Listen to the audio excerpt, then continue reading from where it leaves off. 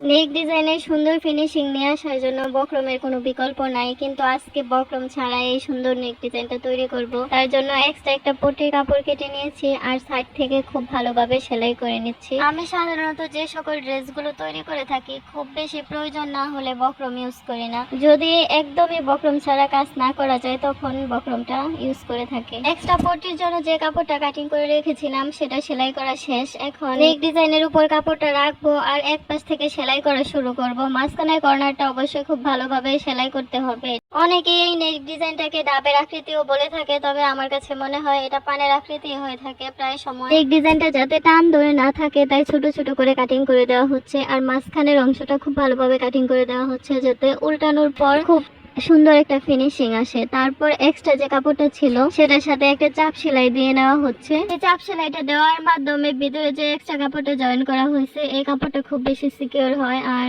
এখানে খুলে যাওয়ারও কোনো চান্স থাকে না। এক ডিজাইনের এক্সট্রা কাপড়টা জয়েন করার পর বাড়তি যেটুকু কাপড় বেশি হয়েছিল সেই কাপড়টুকু কাটিং করে ফেলে দেওয়া হয়েছে। তারপর খুব ভালোভাবে উল্টে নেওয়া হয়েছে আর এই হচ্ছে আমাদের সম্পূর্ণ নেক ডিজাইনটা।